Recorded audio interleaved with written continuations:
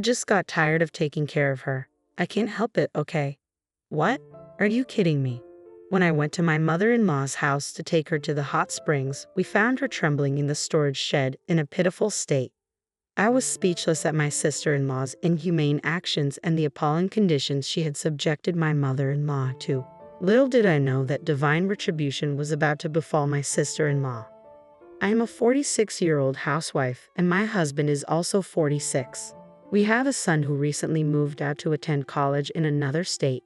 I had expected him to attend a local university and live with us for a few more years, even after starting his career. However, children often leave the nest earlier than their parents anticipate. Unexpectedly, my husband and I found ourselves with more free time, just the two of us. How about we go on a spa vacation this long weekend? My husband suggested. Lately, he's been coming home early, likely due to recent changes in the work culture. He also seems to be going out for drinks a lot less. That sounds wonderful, I replied. Our first trip alone since our honeymoon, right? Not just vacations. I can't even remember the last time we went out to eat, just the two of us. It's been that long. Yeah, but how about inviting your mom this time? I suggested, surprising my husband. Although we're both in our 40s and still physically capable of taking care of my mother-in-law during the trip, we've declined her invitations multiple times since our son started grade school, often using parenting as an excuse. My husband had also been declining due to work commitments. Without opportunities like this, we might grow distant from her. After I explained my reasons, my husband agreed. My mother-in-law currently lives with my sister-in-law and her husband, so we decided to reach out to her. I thought it might be better handled between women, so I called my sister-in-law. Perfect timing, she said. We were about to go on a trip and didn't know what to do with Mom. Luckily, I found someone who can take care of her. We were on speakerphone because my husband wanted to speak to his mother. When my sister-in-law made her self-centered comment, he was livid. Hey, what the hell do you mean by that? He demanded. Oh, would you look at the time? We're going to miss our flight. My sister-in-law brushed off his concern, emphasizing her own busyness and abruptly ending the call. What the hell is my sister doing? Is Mom okay with her acting like that? My husband fumed. The excitement of reuniting with his mother after so long was overshadowed by growing anxiety. We need to go there right now, he declared urgently. The in-laws' house is situated in the same city, though our neighborhood is a newly developed area that has expanded over the last 2 decades.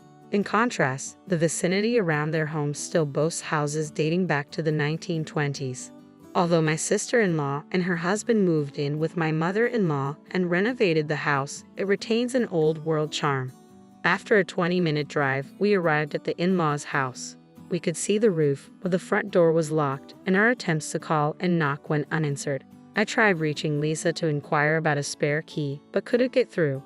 Our anxiety grew as we frantically searched around the mailbox, under plant pots, and in other possible spots for a hidden key. Suddenly, out of the corner of my eye, I saw a figure. John was exploring nearby when he also noticed it. Could she be in here? He murmured, peering into the shed. Then he shouted in shock. I hurried over and found my mother-in-law wrapped in cardboard, shivering uncontrollably. Mom, I exclaimed. She was barely dressed, barefoot with disheveled hair and a pale face. Her skin looked dry, and there was an unsettling odor. Her appearance was less concerning than her well-being. How long had she been left in this state? We need to warm her up quickly. I know, damn it. Should we break the window to get in? John suggested urgently. Hold on, what about the backyard window? It might be open, I proposed. The backyard was shielded from the street, offering a chance that they might have forgotten to secure it. John hurried over and, as I had hoped, found the window unlocked. He entered the house, unlocked the front door, and brought his mother inside. From then on, we operated with seamless coordination, like a well-rehearsed team. I warmed the room while John wrapped her in blankets. I changed her clothes while he prepared the bath. As I bathed her, he readied the bed, and together we settled her in.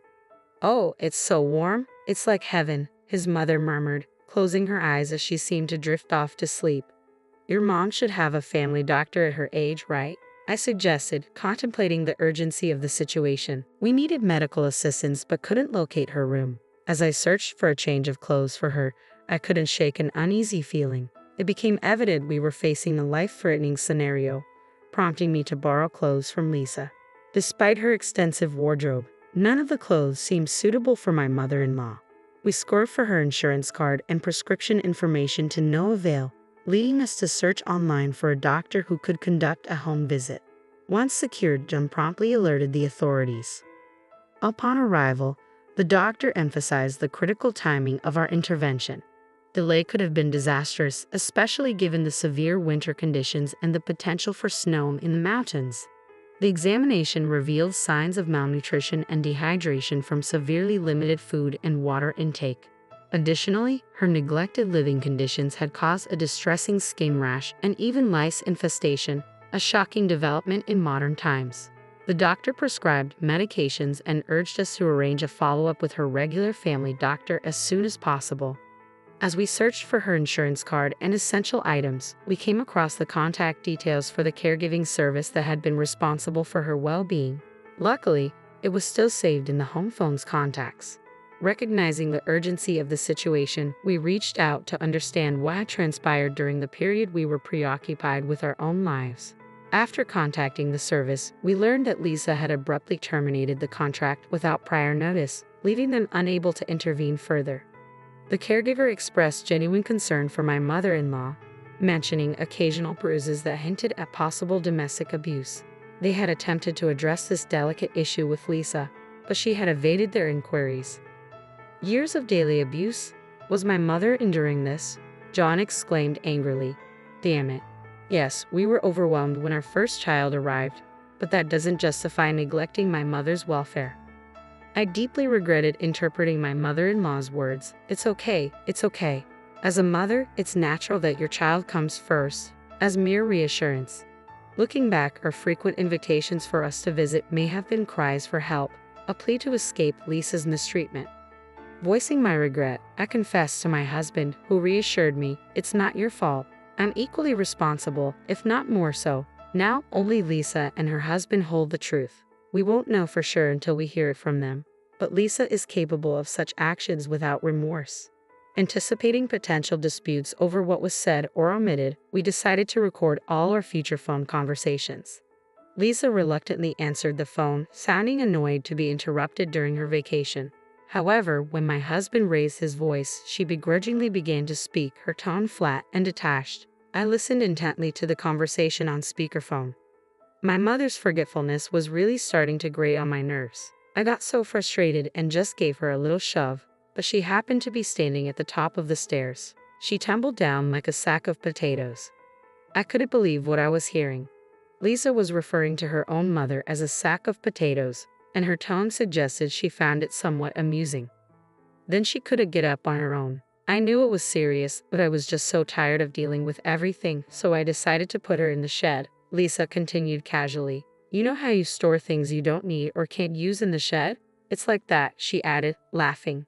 It was clear that Lisa was treating her own mother like an object, dismissing her as useless despite the fact that she had given birth to her and raised her. The selfishness of her attitude made me feel physically ill. The caregiver doesn't know about this, so it's fine. Just make sure nothing unnecessary happens, okay? It dawned on me then that Lisa understood the severity of the situation after she pushed her mother down the stairs, which led her to abruptly cancel the caregiving services.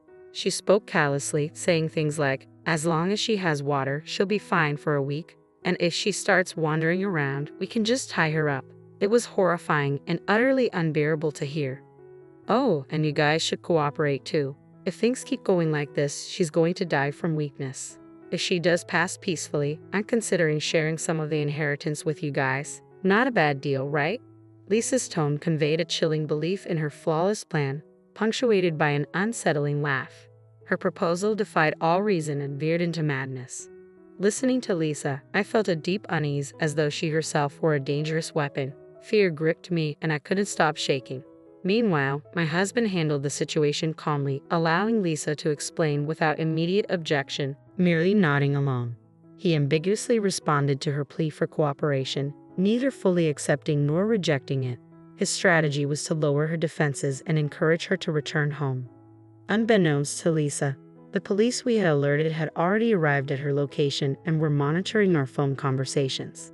They instructed us to extract as much information as possible from her and to prevent her from escaping by feigning agreement with her plans. John, my husband, seemed poised to denounce and condemn Lisa's actions outright. I couldn't bear to witness the anguish on his face again, the strain of suppressing his emotions while listening to Lisa. I fervently hoped we would soon emerge from this sorrowful ordeal. Unaware of our collaboration with the police, Lisa and her husband enjoyed their vacation to the fullest. Exactly 1 week after we discovered their mistreatment of my mother-in-law, they returned home. As Lisa spoke about her mother, I casually inquired about their return schedule. Little did they know, the police were waiting to apprehend them upon their arrival. An arrest warrant had already been issued, and they were taken into custody as soon as the document was presented. What's going on? You're my own brother, selling out your sister to the cops? What a lowlife you are. And you cops, watch where you're touching me. I'll sue you, mark my words. Lisa, a middle-aged woman, spat out her words like a washed-up thug. John regarded his sister with a mixture of disdain and disappointment. The real lowlife here is you, John retorted calmly. Hey officer, that guy, my brother, he's a sly fox. Always been a liar with a honeyed voice, Lisa continued, attempting to smear my husband's reputation. She then boldly asserted, Mom has been suffering from dementia for years. No matter how many times I explain it, she insists the storage shed is her home. Isn't it better to let her do as she pleases? Even doctors say that yelling at dementia patients only makes things worse. But we already had Lisa's confession recorded. When John played back the phone conversation, Lisa and her husband paled visibly and sank to the ground. From now on, you'll be behind bars. We've already completed the necessary procedures while you were away. Don't act so superior, dumping the responsibility of that helpless old woman on us. You have no right. You insisted on remaining childless so you could care for our aging parents instead. It was you, Lisa, who asked us to forfeit our share of the inheritance. My husband said calmly. It seemed this was an arrangement they had made before John and I were married. You were the one who broke the pact first. If it was too much for you, you could have told me. That would have been fine with me, John said with a choked voice, expressing his readiness to care for his parents. Lisa's initial plan was to care for her mother in exchange for claiming all of the inheritance. However, her mother unexpectedly remained resilient and lived longer than expected. Unable to tolerate this, Lisa devised a plan to make her mother's passing appear natural due to frailty. As for the ownership of the family home, it remained in their mother's name since their father's death. Fortunately, the property was not in Lisa's name. Therefore, we decided to demolish the deteriorated family home and convert it into an empty lot. We plan to sell the lot later. The demolition date has already been set, so please remove your personal belongings as soon as possible. You must be joking. I'm under arrest, you idiot. How am I supposed to do that? We've rented a storage unit for 3 years to store your belongings. It will be paid for from your savings, John informed Lisa. What? Who gave you the right to make decisions on your own? You used to be a crybaby, always running to your big sister. Now suddenly you've grown a spine. Lisa raged, incensed that John had taken charge of her finances. Despite her protests, John remained composed. He added that if the lease couldn't be extended after 3 years, they had the right to dispose of the contents. Lisa could only stare in disbelief, unable to argue. It was a clear victory for us. The police intervened, declaring that enough had been said. They escorted Lisa and her husband into a waiting police car. Resisting until the last moment, they were carried away like uncooperative luggage. In the days that followed, the demolition of our parents' house proceeded smoothly. It turned out that my mother-in-law had not been suffering from dementia after all. Her forgetfulness was simply a part of aging, a common experience that doesn't typically inconvenience others. I too sometimes forget what I was about to do, only to recall it later. Similarly, my mother-in-law was like that. Thanks to her, Lisa had no legal grounds to contest the decision to demolish the house, as my mother-in-law was the rightful owner.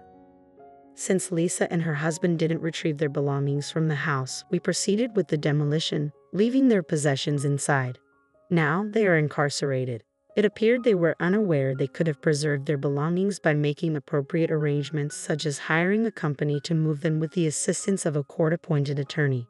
Their actions became widely known after being featured on television in a segment titled True Stories That Seem Unbelievable, likening their behavior to a modern-day abandonment of elders. Subsequently, Lisa and her husband were charged with elder abuse and neglect by the authorities responsible for their protection. They were found guilty and are likely to face a significant period of incarceration. We successfully sold the vacant plot for a substantial sum.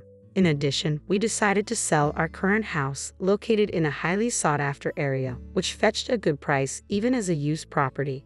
With these funds, we built a new home for the three of us, including my mother-in-law, in a location where we envision spending our elderly years comfortably.